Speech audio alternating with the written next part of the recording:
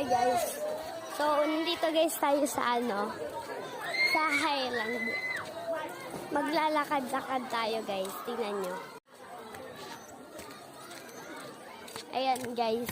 So, aakit na tayo. Pero may castle guys dito. Yung kapatid ko guys, kaya parang wala siya dito guys. Kasi, nasa siya guys. Nagsiswimming ako guys. Umaho na at nagbanlaw na. Punta na ako dito kanina guys. Pero, may unggoy dito eh. So, let's go.